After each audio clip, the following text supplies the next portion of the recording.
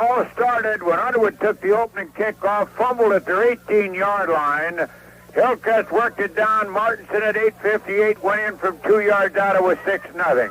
That's the way the first period ended, as the extra point try was no good. Then Mundus picked up a football off the punt that Underwood thought they had down but had not. Picked it up, went 60 yards for the touchdown. Martinson went in for 2, and it was 14-6. Then Burns put Underwood on the board at 5:19 from 3 yards out, made it 14-6. That's the way the half ended. Then a good drive to start the second half. Mundus from about 9 yards out, 20-6. We're all caught up. Groen will kick the ball away. There's a kick. Goes deep up the middle. Picked up by Lammers. Lammers out to the 15, up the middle to the 20, and hit down at the 24-yard line. Coming away defensively from the bottom of that stack, we get a look at Mundus. Nick Mundus, number 30, getting to him first. Then got a lot of help. Underwood will come offensively.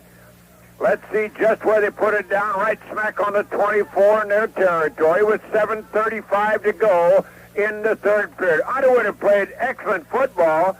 They have just made 3 mistakes that have killed them. All right, Deuce in the backfield. Flank on the left side. Odd man on the defense.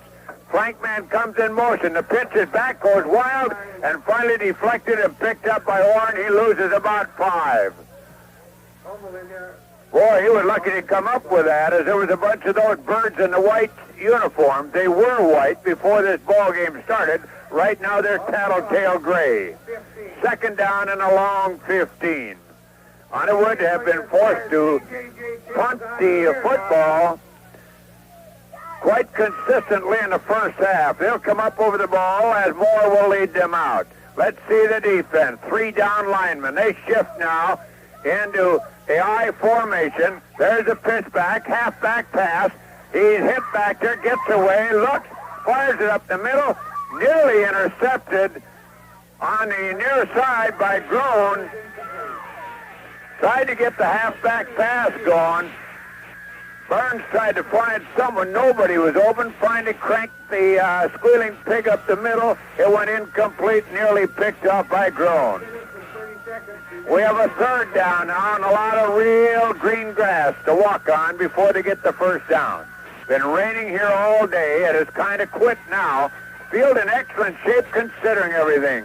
Back to throw Orr. He's going to be sacked back at about the 15, and making the defensive tackle was Christensen. Big John Christensen. He's not that big, but he's an excellent football player, especially on the defense. 170 and a senior. Hillcrest are a predominantly senior football team. All right, back in punt formation goes Orn, and he's been within a cat's whisker of having a couple of these punts blocked.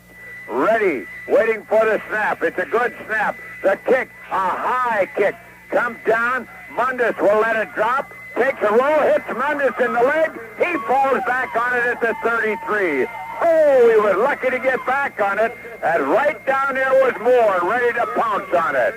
Hillcrest with great field position now at their 33. First and 10, they lead 20-6 in the ball game. Reminder, of course, tomorrow we will be having the Oats LeGrand show, and we have to apologize for tonight. This morning at 7:20, a little piece of equipment went haywire. It's got to come all the way from California. Jack Brush has done an outstanding job getting us on the air this early with some wrapped-up equipment. Out of the eye, flank goes right, Martinson bangs, will lose 2. Good defensive play coming in was Brian Odegaard. He was the first one to get to him. Then he got some help, but Odegaard right around the ankles. We'll have a loss of 1. Second down, 11. We have 5 minutes and 26 seconds remaining in the third period. Hillcrest have had a tough time here tonight against a good, young Underwood football team. I formation, flank right, ends in tight. 2 down linemen, linebackers up in tight. Martinson backs him out, pitches back to Mundus. Mundus goes outside. Good defensive play on the corner, and we got to give credit to Peterson. And the ball is fumbled. Hillcrest lose it. Underwood up with a good field position at the 33. But let's give credit. Fumble recovered by Aaron Peterson. They gave Peterson credit on the fumble, but let's give him more credit. He strung Mundus way to the outside, hand-fought the blocker, put the tackle on, and then to add frosting to the cake, picked up the fumble. 33-yard line, territory of Hillcrest. First and 10, shift into an I. Flank goes left, 3 down linemen. Handoff. Burns tries to get up the middle. He's going to get about 1, and that's all. 2nd and 9. Stensrud is there. Burns shaken up momentarily. No, that was Warham carrying the ball. Warham.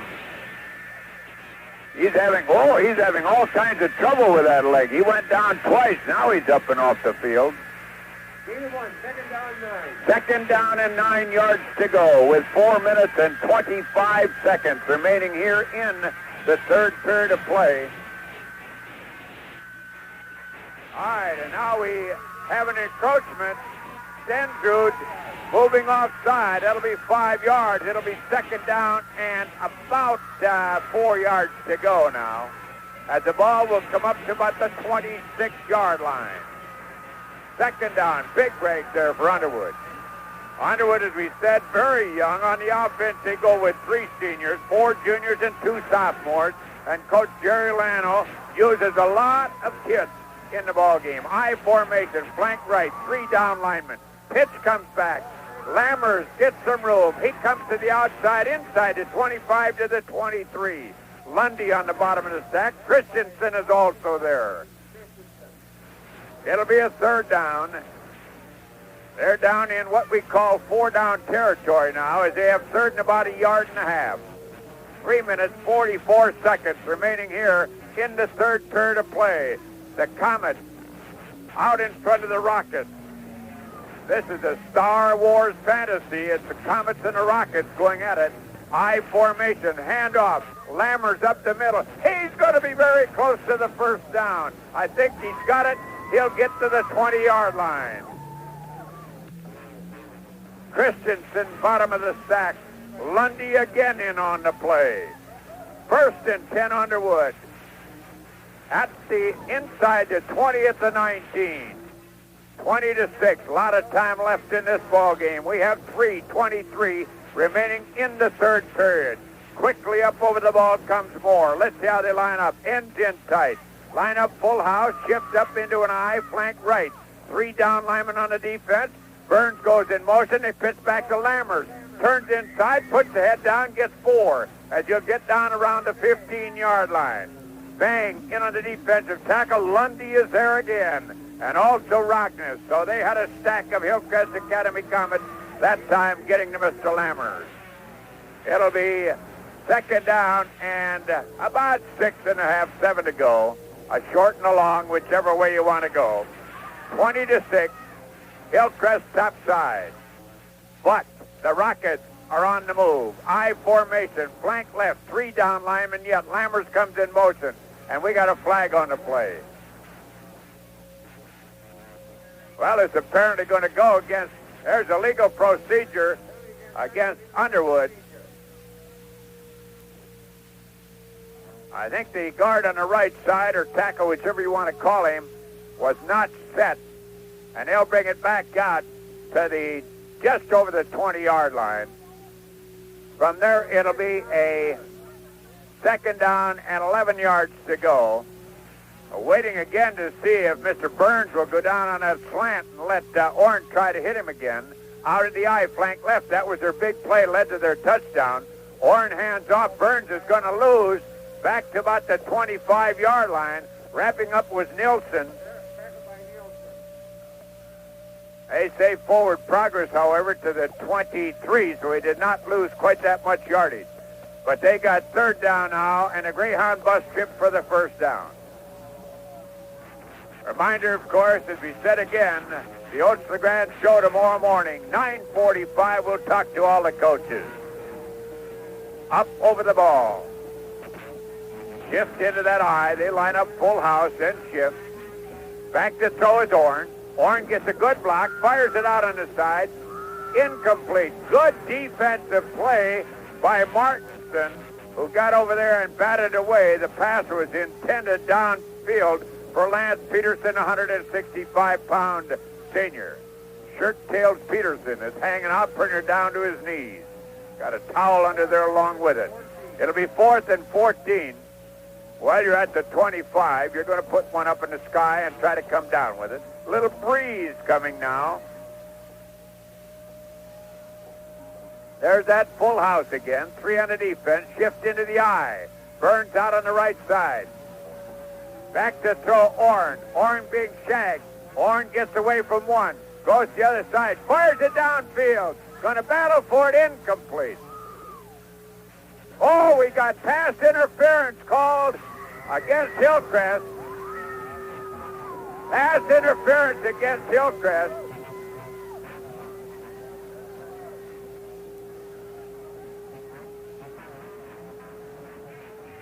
Well, we'll wait and see. That's the way. Look, pass interference, Hillcrest.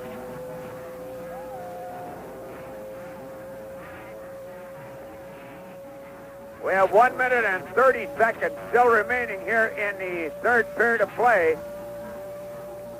A lot of time left in this football game, I'll tell you. And they're going to step this one off against Hillcrest.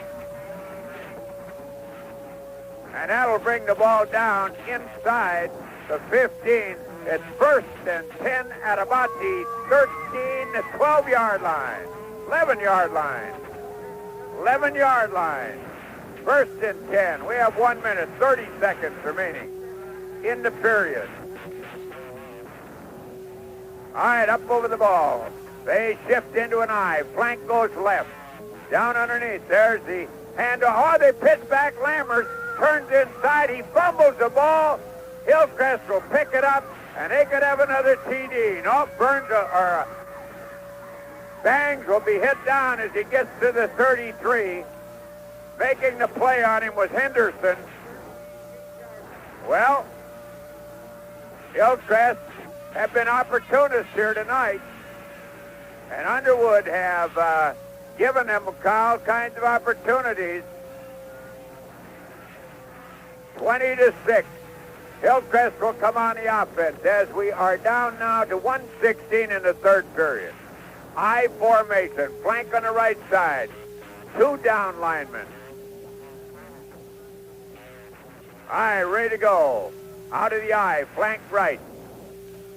Long count. Martinson hands off Mundus, slides off the outside, goes down to the 32-yard line, and there with his arms wrapped right around his waist, we see Wagstrom. The ball will go actually to the 32-yard line.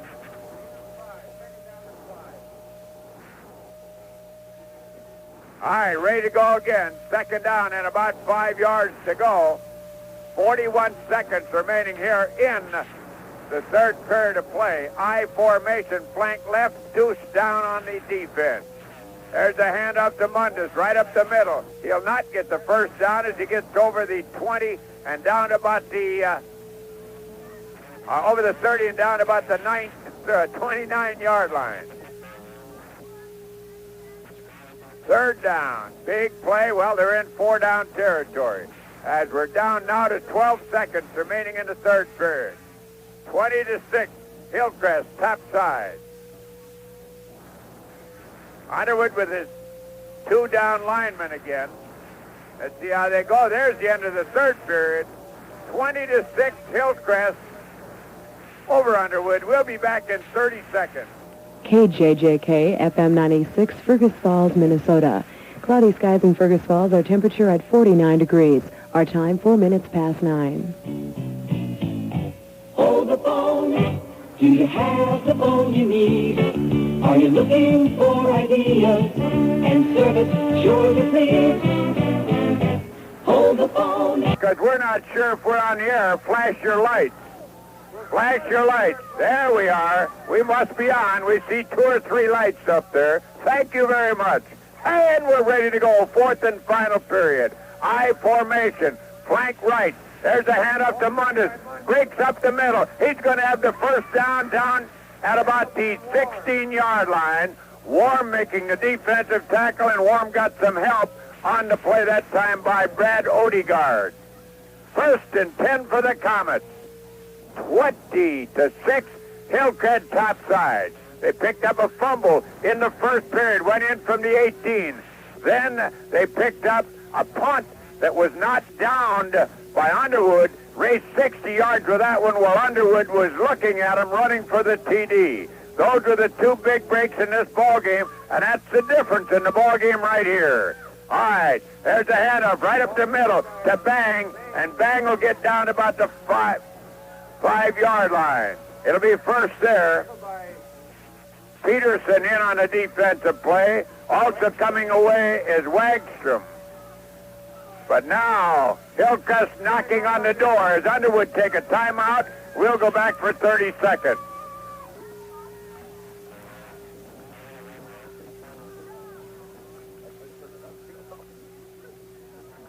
We're back again, ready to go. 11:33 remaining in the 4th and final period. I'll tell you, don't tell me breaks don't make a difference in the ball game. The difference in the ball game, the fact that Hillcrest have had the breaks on the fumble, another fumble, and the errant punt that they picked up, went 60 with. Well, a good ball club will take advantage of them, and that's what they have done. Their defense has been superb except for one pass. All right, we'll line up now, actually with a double wing.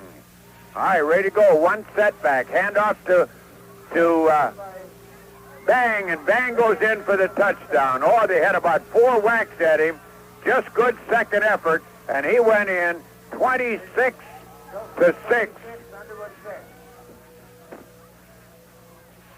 That came from about 3 yards out, and it came with 11:28 remaining. And with Chester Johansson here, we'll let him take a look at our Stargazer computer and what the pick was. Hillcrest by 19.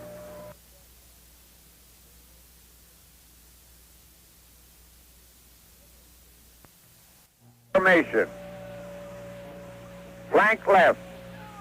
Hand off Mundus. Mundus gets nothing. The guy who got to him first was Burns. 26-6. They'll come back upfield, and Hillcrest will kick it away. And while they wait for the kickoff, let's go back for this word. Time is before in the Wendell Road, and make light work of your form. Boy, let me tell you, I can't say enough about the effort that Jack Brush has made to get his station back on the air here today. They have to wait until tomorrow afternoon to get the piece from California be flown in, but he made every effort. He went all over the state of Minnesota to get some patched-up equipment. He and his engineers did the job to get the second half of this football game on the air. We'll be on tomorrow, as we said, with the Oats LeGrand show. Tune in, we'll tell you the whys and wherefores of what's going on. Grand will kick the ball. High kick. It'll be picked up by Burns. He's at the 10. He's at the 15. He's at the 20. Hit down as he gets to the 23-yard line on a necktie tackle. Coming off the bottom of the stack, we see Bang and Christensen. Big number 42 on those tattletale white shirts now as the rain has taken their toll. No rain coming down right now. Right now, it's an excellent time for playing football. The field a little bit slippery. Other than that, it's great. 3 down linemen. Encroachment called on Stendrud. Stendrud got his noggin up over the ball, and it cost him 5. It'll be 1st and 5 as he'll step the ball out now to the 27-yard line. 1st and 5, Underwood. They're on the short end of the stick at 26-6. We're in the final period with 11:06 and the clock going, remaining in the ball game. I formation. Flank goes right. Back to throw. Orn, and he's wrestled down. I believe Christensen. Nope. Nilsson making the tackle, number 82. Hard to pick his number out there. Old eagle-eyed Chester hit it right away. Lost about a half yard on the play. It'll be 2nd down and about 11 as we have 10:30 remaining in the ball game. Up over the ball. I formation, flank right, 3 down linemen. Back to throw is Orn. Orn looks, fires it out. It's blocked and nearly intercepted. Stentrud blocked it. It came right back up in the air. He circled around, tried to catch it. Neither he or Nilsson could get to it. It would have been 6 had they been able to pull it down. It'll be 3rd down and 11 yards to go.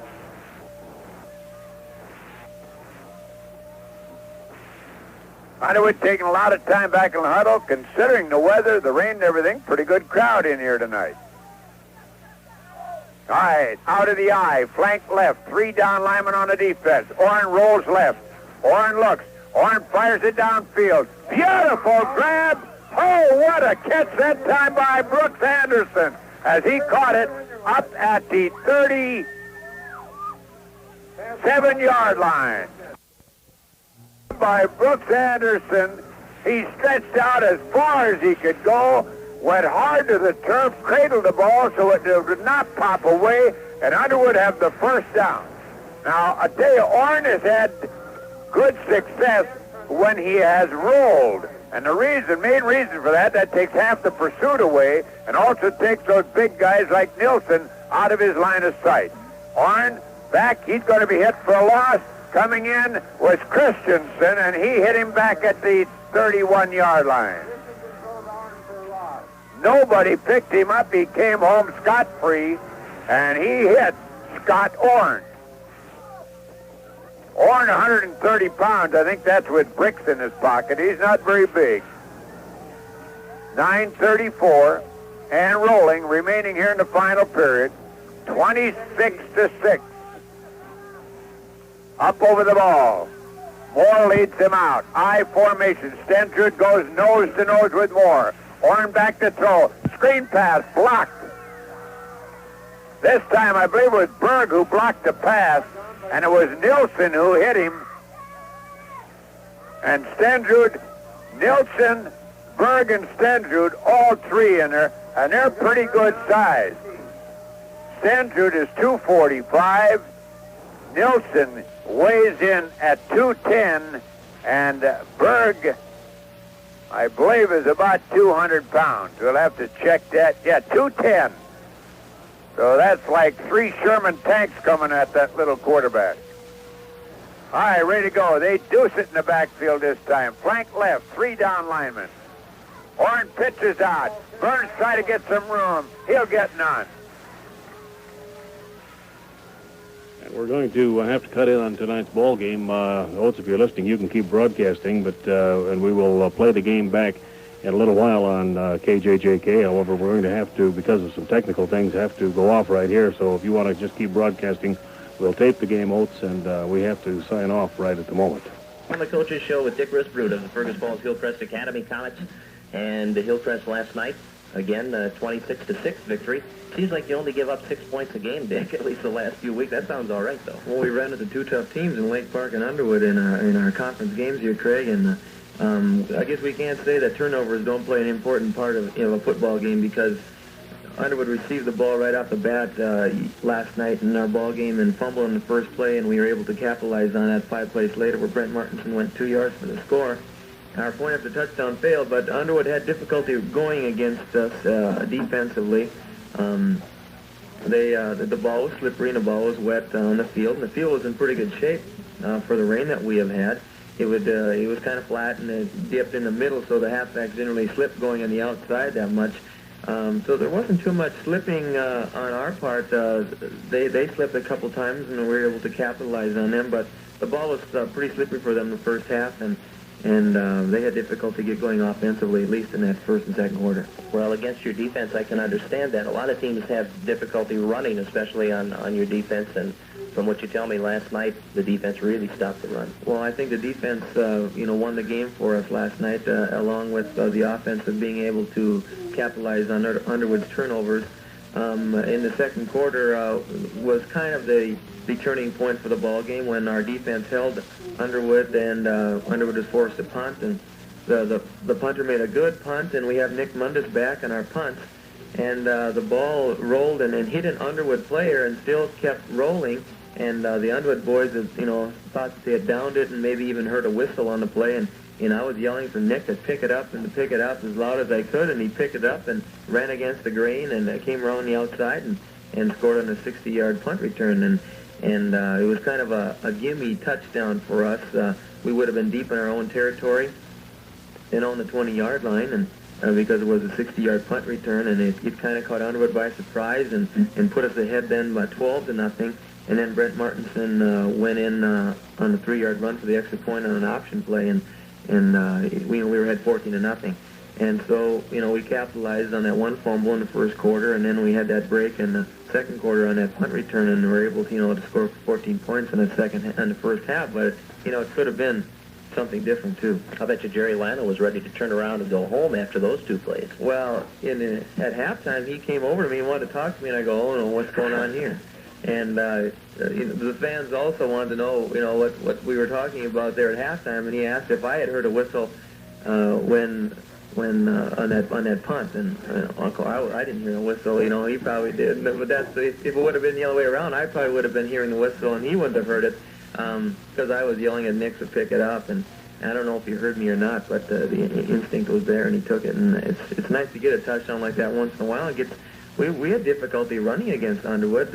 They run a 4-man line, and then they'd come back with a 3-man line and shoot the gaps across us, and it confused us, and they were a tough defensive team for us to run against last night. And passing-wise, we didn't do any better because we were 0 for 10 passing in the game, and that's something we definitely got to work on for games in the future. When you think of Brent Martinson, when I think of Brent Martinson, I think of accuracy and authority on the ball, throwing the ball real well. Of course, last night, it would have taken an exceptional effort on anybody's part to have a good night throwing the football in the rain. But Brent, that's surprising to hear that he didn't have one completion. Well, in the game last night, Underwood played an even man in the front, a 4-man line, and then a 4-3 or 4-2, basically a 4-2, and then they went man-to-man on our flanker. So it was like almost an 8-man line, although the linebackers were pretty close. But so we felt that we could pass against them, but Brent was taking too much time in back. He was getting the blocking. He just did not pass it quick enough. And because the ends were open right away on their short patterns, but the longer Brent waited, the more time Underwood had to recover defensively in the back. And, unfortunately, we did complete one pass in the second half, and it did go all the way for a touchdown. It was a screen pass that did it again, but you get called back for clipping. And so, instead of getting a 45-yard touchdown pass to Nick Mundus, who went down the sideline on a screen, we were, 10 yards back a little bit more. You and Stuvie here. Stuvie's got the draw play, you've got the screen. You guys are unreal. Those things work for you constantly, and take away that penalty, and there's your third screen pass for a touchdown. Well, we tried the screen pass earlier in the first half, and it didn't work. It was like the one we'd run against Lake Park, where their outside cornerback or linebacker just kind of stood there and waited for it, and our right tackle, didn't see him or wasn't able to get him out. And it's probably on a screen pass when the quarterback drops back, he has to stare down the ends, running in the opposite direction. And then, of course, we throw to the screen to the halfback who is going away from the ends. But the linemen, have to do their part, and we can complete the short pass. It's just a matter of the 3 linemen out front blocking downfield and going to get go to block the defensive man instead of waiting for them to come to you and to stop the screen. A lot of teams have run a screen pass against us, not so much on the side, but a lot up the middle, and we take it away because the linebackers are head up, and Mark Bang and Steve Lundy did a good job in stopping their screen pass that they did against us last night. How did Underwood get into the end zone? Well, Underwood scored in the second quarter, and they had the ball like on about the 40 or 35-yard line, and it was third down and short, and our safety came up and they burned us on a long pass and got down to about the 5 or 6-yard line, 4-yard line, right around there. And then defensively, we pulled it in a little bit tighter, and so they were right down there on the goal line, knocking on the door. And we held them 3 plays. We did some stunning on the inside with our linebackers and so on. And the fourth down, the coach called a good play. We stopped them up the middle. I should have known they were going around the outside. I thought about it. Was probably going to call a timeout, but I thought that he would probably call a timeout with 4th down. He did, sent it in, and they run a reverse to the flanker going on our left side. So it was Jody Burns, I believe, that carried it in for the touchdown for them, the defensive held on the extra point, and at halftime it ended up 14-6 then. Okay, so it was a tough football game at halftime, and of course going into the locker room at halftime with an 8-point lead is not a sizable lead. No, it isn't. When we got on the bus, they knew they were in for a football game, and I guess we had, we knew it was going to be a tough football game at Underwood, but we didn't think it would be quite that tough because they were ready for us, and they were. I felt they were well prepared. They did a good job scouting us, and we talked about it in the second half again. And I think the head knocking and rock'em sock'em type football it was. We kind of wore them out the second half, and our defensive line took over and started. Tippy Stensrud and our defensive line, John Christensen and Rick Nielsen, the three men that we had in the front, really did an excellent job last night. And in fact, those three guys plus our two linebackers, Steve Lundy and Mark Bang, we had over 90% of the tackles. So our defensive line and then our linebackers did a good job holding the run. And I believe they completed about 3 passes in our secondary, but. When you got guys like that that are attacking the quarterback behind the line of scrimmage and just kind of haunting their quarterback Orrin all night long, and he came up to me after the game, and said, that he was pretty impressed with the rush that we had put on him, and a couple times he got away, and when he stayed in the pocket, we were able to tackle him for a loss, but if he scrambled a little bit, we had difficulty, and that's when he completed the passes when he went back and he scrambled and we were unable to tackle him back there. But we sacked the quarterback a number of times for losses in the yardage, and I'm sure it hurt their rushing department because they didn't get too many yards rushing, and we tackled the quarterback for a number of losses, and they couldn't have had too many yards rushing last night. I think it was in the negative. Okay, what about the second half? How did you come out there? Did you come out smoking? Well, the second half, we talked about what we had to do, and we decided that we were either going to run up the middle with our powers inside on the 4-man line. I guess I got confident in my 3 guys I got up front with Steve Eglin and Rick Nelson and Tippy Stensrud on their blocking assignments, and then the lead blocker is Mark Bang for Nick Mundus to carry the ball up the middle, and that's kind of like going 4-on-4 when you take a run of power up the middle. It's my 4 against their 4, and because the center is blocking linebacker, and Bang is coming through and hitting the other linebacker, and our 2 offensive tackles are taking and blocking their defensive tackles. So then you got Nick Mundus carrying the ball, and he did a good job fighting for extra yards on his own. And the third quarter, we came out and took the first drive and marched approximately 50 yards for the touchdown. Play by play, we kept it on the ground all the time because we didn't complete a pass, like I mentioned. And then a penalty brought us back, and unfortunately for us, we gave the ball to Nick on an outside run to the right side, and he went in for a 9-yard score. And so it's nice to get that first one in the second half too, and that made the score 20-6 because our point for touchdown failed. And from then on, it was pretty much all Hillcrest. And then in the fourth quarter, we added one more where Mark Bang went in on a 2-yard run, and he had set up the drives himself on runs up the middle, and also Nick had a good run there in the fourth quarter. And then they called a timeout to stop us on the goal line, and in the fourth quarter there before our last touchdown.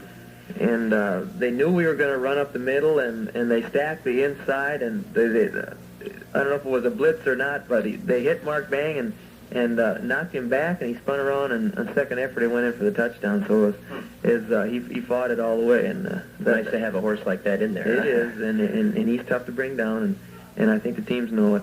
And so I'm pleased with the way our halfbacks did run last night because it was hard for them. Okay, that's 4 in a row for you. First time, I guess, that you played Underwood. We talked about that last week, I think. It's the first football game Hillcrest has ever played against Underwood, I believe, and I think it's going to be a start of a pretty strong rivalry, Craig, against them in football. Very good. Sounds good. Now, let's take a look ahead here. It's homecoming this week for Hillcrest, and we've just gone through one homecoming in Fergus Falls, and we got Don's views on how he prepares for a homecoming game. How about you, Coach Risbrook? What happens homecoming week? Any different from any other week? Well, our homecoming starts out on Wednesday night where they have a church service. The kids dress up different every day for school. And on Thursday night, we start out with a volleyball game at 5 o'clock where Hillcrest will be playing Pelican Rapids. And after the volleyball game, we have our pep rally where our gym is pretty well filled with alumni and students and so on. They put on skits and have some relay contests and they introduce the football team and so on. And after the Pep Fest, then, of course, school is on Friday again, red and white day on Friday. where the schools, where the kids dress up in red and white clothes, and then our football game against Audubon at 3 o'clock. And Audubon is our final Agassiz Valley South Conference football opponent, and our goal was to be 3-0 in our conference. 3 weeks ago we set our goal, what it was going to be, and it's for all the marbles, Craig. It's for the conference championship between either Hillcrest and Audubon.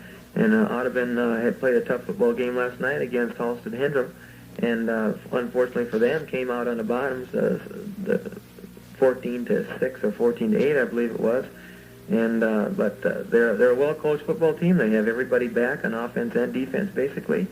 And I hear they're coming down to Hillcrest to show us how to play football. They're always pretty physical, too, aren't they? Audubon has always been a hard-hitting football team. Rugged and kind of a rock'em sock'em type team, and it's going to be a good game for us. We got them for homecoming. They're on our home field, and a lot of people are going to, parents and so on, are going to come and watch the game, and I think it'll be a good homecoming game. We have to prepare for them mentally and physically, and work on scouting report that we have on Audubon, and hopefully we can get our passing attack down, because they're very difficult to run against the run on the defense that they have. And they've always been hard for us to run on them, and so we got to get our passing game down for that one. Hopefully it'll be a nice sunny afternoon, too. I hope so, too. Okay. Anything else, Dick, that you'd like to mention? Well, that's about it. Our junior varsity is also going to be playing a game on Saturday, and but we were pleased last night with the crowd we had at Underwood, too, for the game, and they couldn't listen to the game on the radio in their cars, so they had to come out and watch the game themselves, and it was a good turnout as far as I thought for Hillcrest and Underwood people, and we hope we have a good following at the Audubon game, and I'm sure we will, Craig. Okay, and we'll be up there to broadcast the game for you people who are working and can't get out to the homecoming game. Just tune it in right here on KBRF starting at 3 o'clock, pre-game at 15 before 3, and we'll have some further details on Audubon at that time from Coach Risbrut, and maybe even we'll get a little scouting report this week from Paul Levang. He can maybe don't believe too much of what we tell you, though. Okay. All right, Dick. Thank you. And of course, Hillcrest will be looking for the polls again here. You're fourth in the state again last week, and I think people are starting to take some notice in your record. 4-0 now, and a few first place votes coming up there too. And I know you don't put a lot of stock in the polls, but it's kind of fun to see the school listed up there. It's free public relations, I guess. Right. So we like that. Okay. Good recruiting material. All right. That's it for our coaches show today. Old luck box Dick Risbrut. I'll tell you what. Kick off, give them the ball at the 18. They fumble, you take it in. And then Underwood really did a good job defensively on you. And very alert Mr. Mundus set you up really well. The punt was not downed, although some people say they heard a whistle. I have to say I sat right above the play and did not hear any kind of a whistle at all.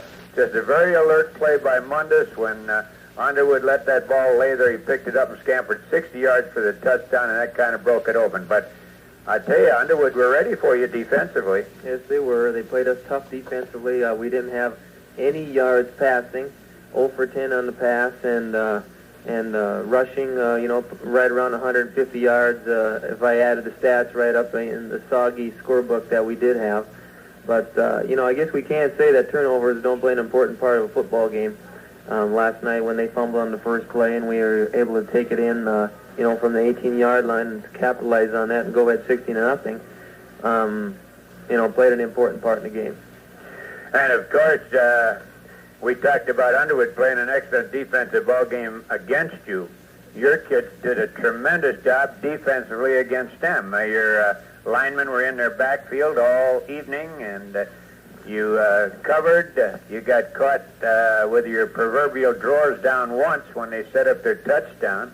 But other than that, an excellent defensive effort from your kids. Well, we talked about it at halftime. We made 2 mistakes in the first half where we got burnt on that long pass on the left-hand side of our defense, and that set up their score in the 5-yard line. And then our defense held on the inside. We did some stunning on the inside and blitzing and so on, and held them on 3 plays. And then the 4th down, I should have known they were going the outside. Probably a coaching error on my part, but we got caught on a reverse going around the left side, and they were able to score. But at halftime, we knew we were in for a football game, and I guess we knew that at the beginning. But, you know, it was really a rock'em sock'em football game, especially in the second half there in the fourth quarter. It was strictly a defensive thing. I know the ground was a little slippery and everything else, but I don't think that was a factor. I think that the two clubs were just prepared defensively to go out and sock it out. Oh, I think they were too, Oats. It was an excellent game to watch, at least defensively. You know, I guess we can't give enough credit to the five middle guys that we had on the inside there, with Stensrud being a nose guard, and, you know, he was haunting the quarterback all night long. At least when he stayed in the pocket, he was. When he started to scramble, it caused us some problems. Yeah. But, you know, he had his hands up on the pass and batted down 2 or 3 of them and tackled them, you know, deep in their own territory. And also John Christensen, who was right behind Stensrud in tackling, with Stensrud in on 16 tackles, most of them assists and a couple solos. But John Christensen was right in on 16 tackles. We had Tip in for 17. And then Rick Nelson did a good job also. So our odd man defense with the 3 guys in front did a good job. And when they happened to, you know, miss a couple tackles or they get by us, and we had Mark Bang and Steve Lundy behind them take and pick up. So with those 5 guys that we had, you know, and the hard hitting that they did, they made it way over 90% of the tackles that we had. Well, I thought really that was the best outing for Christensen that we've seen him have. He really did a job. Yeah, defensively he did a good job, and you know, got in the backfield a couple times, and a couple times they just shot right through there and tackled the ball carrier, and it was a good effort for us defensively, and you know, I think it was the best defensive game we played. One thing, Dick, you got to tell Berg to quit teaching these kids how to line up offside and jump offside. Stensrud got hooked twice with it.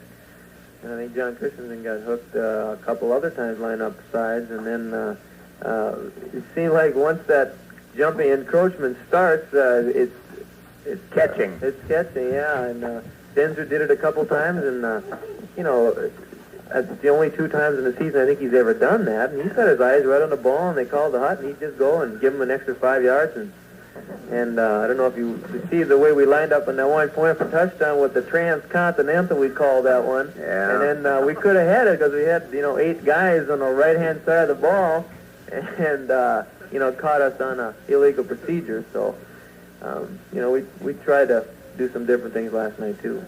Now you're down to homecoming this week, and you've got one heck of a ball club coming in. They finally lost their first ball game last night, but they gave what we call a Winnipeg connection quite a battle in that ball game, and finally lost it 14-6.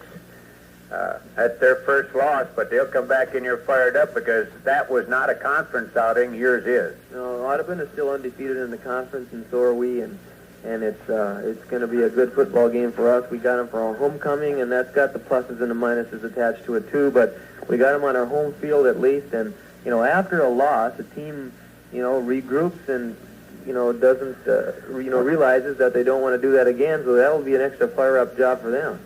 Yeah, you don't really know which way they're going to go. If they're going to sag a little bit or if they're going to come bouncing back. But you got to believe that there's enough on this line that they got to be coming bouncing back. And with a kid like Eilertson, they're always going to be tough. Well, we have to key on Eilertson in their backfield, and he's also a tough ball player defensively. Plays the right defensive end for Audubon, and then at the goal line, they move him into the nose guard, we understand. And we're going to have to key on him, but at the same time, there's Ulrich runs the ball tough when Eilertson doesn't have the ball, and Eilertson is blocking for him, and they go the split end and run, you know, the equal sides to the split end and away from the split end, and you know, we got to check our scouting report and try to work on the things that we, you know we have to work on, and it's going to be a good football game also. How about injuries? You clear there? Well, we have some bumps and bruises. What's this bruvis stuff? Bruvis. Is that some new kind of injury? That's how you talk when you haven't had breakfast yet in the morning. Well, sit right down and have a delicious one here at the country kitchen. Well, I think John Christensen stretched out his neck a little bit last night. It happened to him at Twin Valley game and might have come back. And Scott Selvig got buzzed a couple times last night. And in the Halstead-Hendrum game, Audubon, this Mahler didn't even play for Halstead because he got rung up at the Underwood football game that they had over there. And Underwood's a tough-hitting football team. And young, too. They were a young team. It's going to be a good rivalry in the future for us. Oh, you bet that'll be a good one. And I'd hope, being as how Jerry Lano didn't come over today, I hope he doesn't get a cotton-picking duck this afternoon. I know he likes to hunt. Anything else, Dick? Well, we, besides the homecoming we have coming up, want to thank, the fans for coming out and our cheerleaders for the job that they had done. They're all part of the game and all part of the team. And